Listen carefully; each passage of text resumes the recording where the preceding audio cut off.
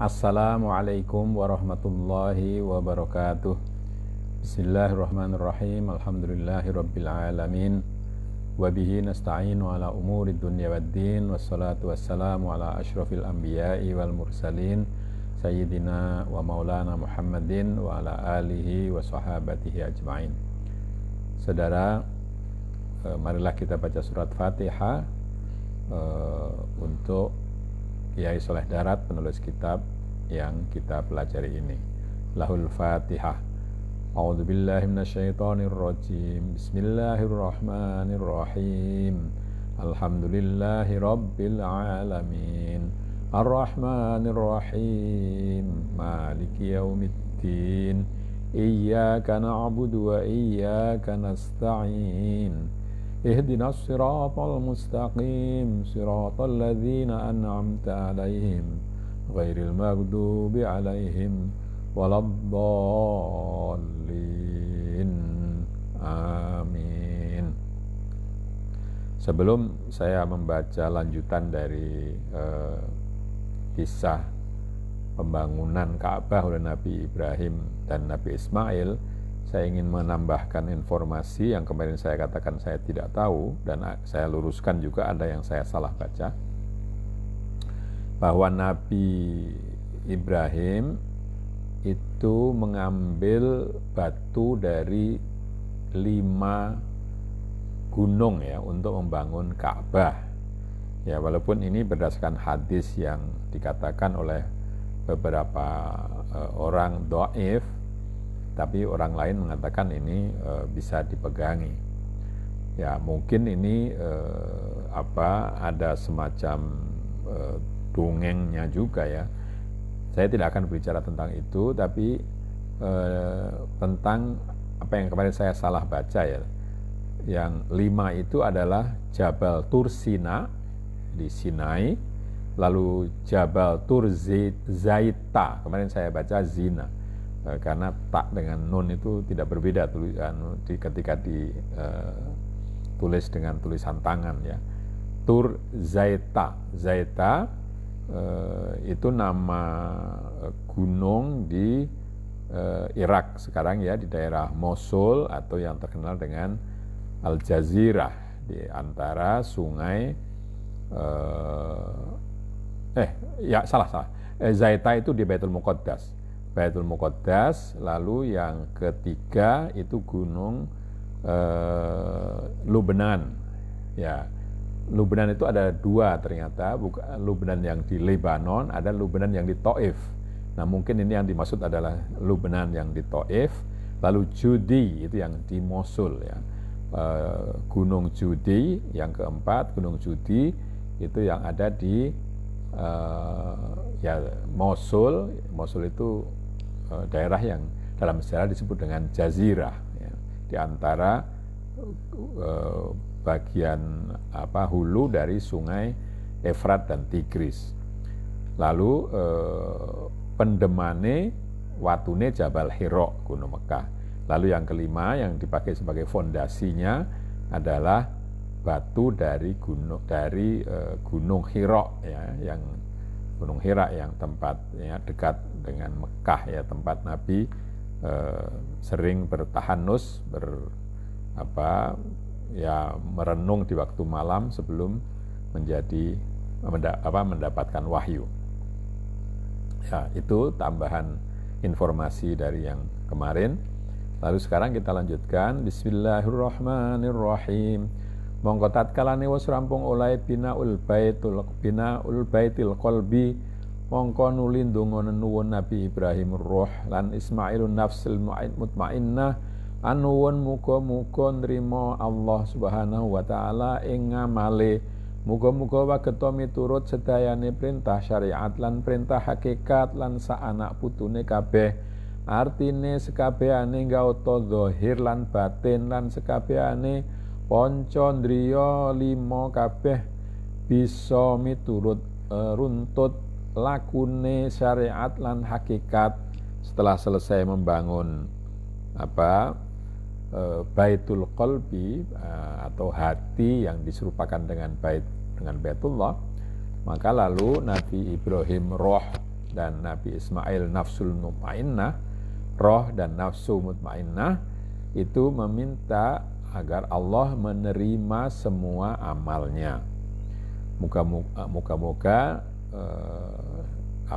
keduanya, roh dan nafsu mutmainnah, itu dapat menuruti semua perintah syariat dan hakikat seanak cucunya. Yang dimaksud anak cucu di sini adalah semua anggota badan, baik yang zahir maupun yang batin, dan semua panca dria atau indera yang 5 itu dapat ikut dengan syariat dan hakikat, ya. Ya, jadi itu pembangunan Ka'bah yang fisik itu dipahami dengan pemahaman non fisik di sini, ya, seperti yang sudah disebutkan kemarin. Artine sayogyane ing atase wong mukmin arep nuwun istiqomah ala syariati wal haqiqah, aja nuwun karomah lan nuwun muga-muga keparingan taufik, tinggal hududun nafsi lan tinggal syirik, lan nuwun tobat saking masyhudul ahwali wal af'al. Maksudnya disayogyakan bagi orang mukmin meminta istiqomah, terus melestari di dalam menjalankan syariat dan hakikat. Jangan minta karomah, jangan minta hal-hal yang luar biasa, ya, kekuatan yang khawarikul adah, dan minta supaya mendapatkan pertolongan dari Allah serta meninggalkan keinginan nafsu dan meninggalkan syirik. Dan juga minta untuk tobat dari masyhudul ahwal wal af'al, dari hal-hal yang disaksikan baik yang berupa keadaan maupun perbuatan. Landunga malih Nabi Ibrahim. Jadi maksudnya kalau keadaan dan perbuatan yang sebelumnya itu jelek, ini minta supaya bisa tobat. Dan berdoa lagi Nabi Ibrahim, Rabbana wab'ath fihim rasulan minhum yatlu alaihim ayatika wa yu'allimuhumul kitaba wal hikmata wa yuzakkihim innaka antal azizul hakim. Ya Rabbi, Tuhan pangeran kula, mugi Tuhan damel rasul ing dalem negara Mekah niki setunggal rasul ingkang sami bangsa Arab, supados macaaken wau rasul ing atase kaum sedaya ing pinten-pinten ayat Tuhan Quran saking pira-pira ngelmu tauhidul ilah wa subutur risalah, lan supados amuruk wau rasul ing kawula sedaya ing ngelmune kitab Quran lan muruk ngelmune amal taat. Wahai Allah, wahai Tuhanku, Tuhan dan junjunganku, mudah-mudahan Tuhan mengangkat seorang rasul dari negeri Mekah ini, seorang rasul yang berbahasa Arab, yang bangsa Arab dan berbahasa Arab, agar bisa membacakan rasul itu atas orang Arab hal-hal atau beberapa ayat dari Tuhan, yakni Al-Quran, serta membacakan berbagai ilmu tauhidul ilah, menyatukan, mengesahkan Allah, dan subutur risalah, ilmu tentang tetapnya keutusan atau risalah Nabi, dan agar bisa mengajarkan kepada semua hambamu tentang ilmu kitab Quran dan mengajari ilmu cara beramal dan ketaatan.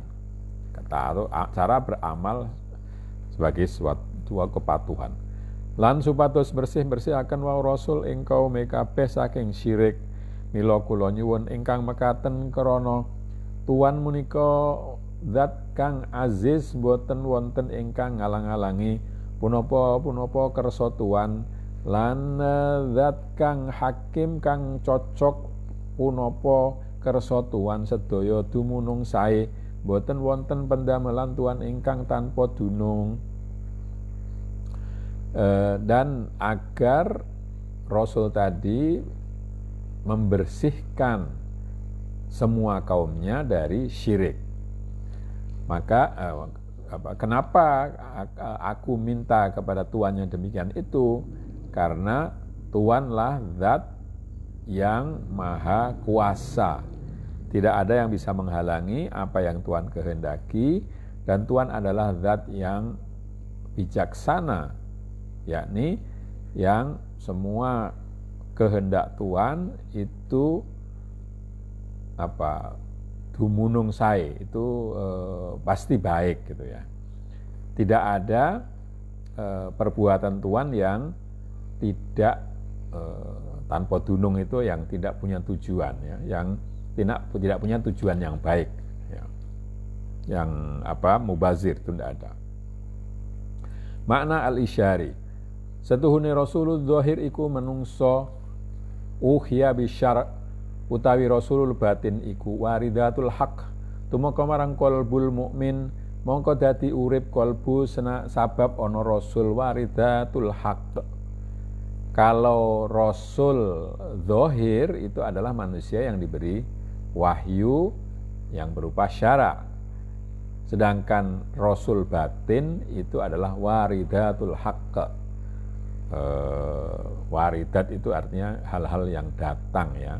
Waridatul haqq itu artinya ilham-ilham dari Allah yang maha hak yang datang ke dalam hati orang mukmin.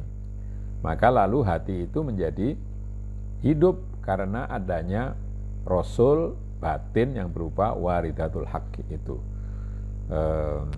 Ya ilham kebenaran, mungkin begitu, ilham dari Allah. Lan semongso-mongso mati mongko ora bisa ngrungu den undang kelawan Rasul zahir. Qala ta'ala innaka la tusmi'ul mauta wa qala ta'ala liyunzira man kana hayya. Tapi kalau hati itu mati maka tidak bisa dipanggil atau diseru oleh Rasul zahir. Ya, Rasul zahir dulu Nabi Muhammad, ya kalau sekarang para ulama yang merupakan warasatul anbiya, penerus dari para nabi. Allah berfirman, kamu tidak bisa membuat orang mati itu mendengar, la tusmi'ul mauta. Artinya seruanmu tidak akan didengar oleh orang yang sudah mati hatinya. Dan Allah berfirman juga, liyunzira man kana hayya, agar Rasul itu memberikan peringatan kepada orang yang hidup hatinya. Mongko utawi uripe ati iku sabab waridatul haq, lan iya iku nur saking hak. Mongko semongso-mongso ati iku sepi saking waridatul haq, mongko iya ora ngerti kalam Rasul zahir. Hidupnya hati itu karena waridatul haq tadi, karena ilham dari yang benar, yakni Allah. Lan iyo iku nur saking hak, yaitu cahaya dari yang hak. Maka sewaktu hati itu tidak punya waridatul haq, tidak ada ilham dari Allah, maka ya tidak bisa mengerti apa yang disampaikan oleh Rasul zahir. Ya ini tadi Rasul zahir itu manusia yang diberi wahyu syara oleh Allah. Mongko utawi artine iki ayat, ya Rabbi mugi Tuhan soi ing atase sirul qalbi, Tuhan soi waridah lan anwar ingkang saking hak, supados dadosa waridat niku dados rasul ing dalam umat insania. Utawi adapun makna dari ayat ini ya adalah, ya wahai Tuhanku, semoga Tuhan melimpahi sirul qalbi, inti dari hati, dengan cahaya dari kebenaran dan cahaya-cahaya yang datang dari kebenaran, agar cahaya-cahaya itu atau ilham-ilham itu menjadi rasul, seperti rasul bagi umat manusia. Mongko bisa nuturi waridat kelawan lisanul anwar marang umatul insaniyah den tuturi kelawan asrarul kitab kelawan hikmah lan mauidhah hasanah. Ama yu'tal hikmata faqad utiya khairan katsira. Ngundang ila sabili rabbika bil hikmati wal mauidhatil hasanah. Jadi waridatul haq itu bisa memberi nasihat dengan cahaya, dengan bahasa cahaya atau dengan mulut cahaya kepada umat manusia. Ya. Dinasihati apa? Dinasihati dengan rahasia kitab dan hikmah serta nasihat-nasihat yang baik. Barang siapa, firman Allah, barang siapa yang diberi hikmah atau kebijaksanaan, maka sungguh dia telah mendapatkan kebaikan yang banyak. Mengundang kepada atau menyeru kepada jalan Tuhanmu dengan hikmah, dengan kebijaksanaan dan dengan mauidhah hasanah, dengan nasihat yang baik. Mongko tatkalane wis manjing Islam Abdullah bin Salam lan iya iku ulama Yahudi, mongko ngajak-ngajak Islam marang dulure loro, suwiji aran Muhajir lan suwiji aran Salamah. Lan ngucap Ibnu Salam, setuhune Allah wis ngendika ing dalam Taurat, ingsun bakal ngutus nabi kang metu saking anak putune Nabi Ismail bin Ibrahim, namane Ahmad. Sapa wonge ora iman kelawan iku nabi, mongko teman-teman malun. Ketika Abdullah bin Salam, seorang Yahudi, ulama Yahudi, masuk Islam, lalu dia mengajak dua orang saudaranya, yang satu bernama Muhajir dan yang satu lagi bernama Salamah, dengan mengatakan bahwa Allah Subhanahu wa taala telah berfirman di dalam kitab Taurat, aku akan mengutus nabi yang keluar dari anak cucu Nabi Ismail dan Ibrahim yang bernama Ahmad. Barang siapa tidak percaya kepada nabi itu, maka dia betul-betul terkutuk. Mongko nuli milu Islam Salamah lan bangkang Muhajir ora gelem Islam. Mongko nuli temurun iki ayat, tetapi ora kok khusus iku wae, ora balik umum. Mongko sak temen-temene iki ayat ta'arid wa taubih marang Yahudi lan Nasara lan musyrikul Arab. Lalu Salamah masuk Islam, sementara Muhajir tidak mau masuk Islam. Lalu turunlah ayat ini. Tetapi meskipun ayat ini turun berkaitan dengan Muhajir dan Salamah, tetapi pengertiannya tidak khusus untuk dua orang itu, tapi bersifat umum. Sesungguhnya ayat ini merupakan celaan, ya, merupakan peringatan yang menyalahkan, ya, kepada semua orang Yahudi dan Nasrani serta musyrikul Arab, orang-orang Arab yang musyrik. Krana iku kabeh padha nganggo anak putune padha ngaku anak putune Nabi Adam. Yahudi lan Nasara padha iftikhar sabab turune Nabi Ishak bin Ibrahim. Wong Arab kabeh padha iftikhar sabab turune Nabi Ismail bin Ibrahim, ing hale ingkang nurunaken dadi metu ana rasul metu saking wong Arab iku sabab pandungane Nabi Ibrahim. Mongko hak wajib iku wong telung werna Arab iman kelawan Rasulullah sallallahu alaihi wasallam sabab ingkang nurunaken Nabi Ibrahim.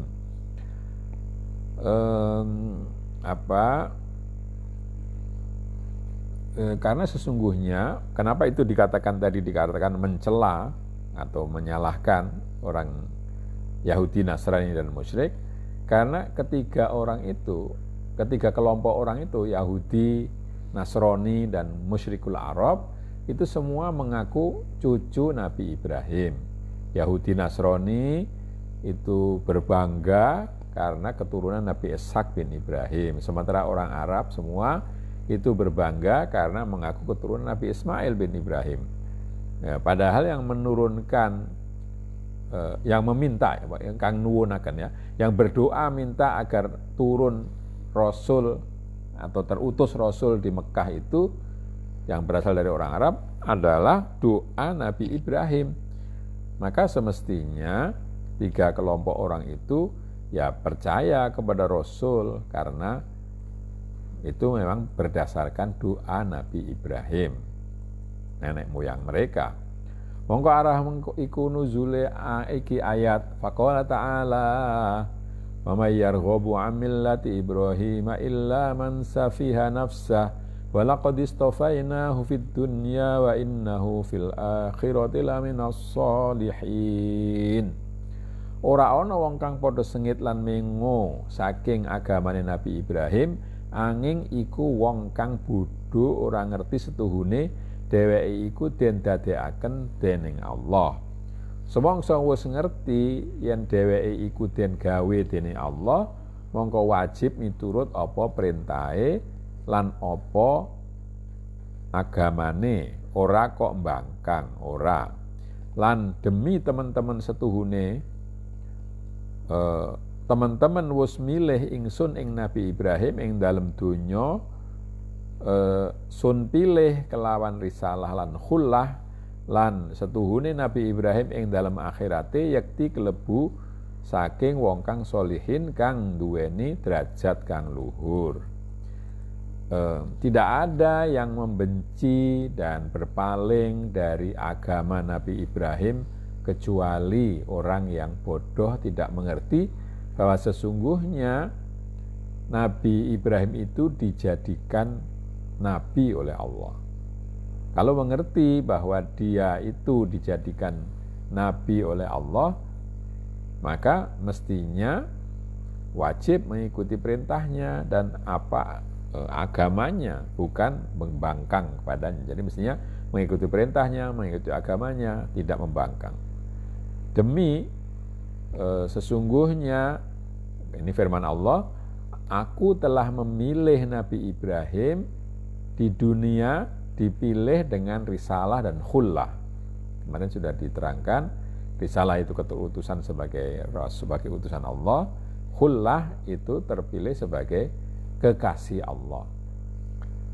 Lan setuhune dan Nabi Ibrahim itu di akhirat nanti termasuk orang yang saleh, yang mempunyai derajat yang tinggi. Jadi di dunianya adalah Rasul dan kekasih Allah, di akhiratnya nanti termasuk orang yang soleh, yang mempunyai derajat yang tinggi.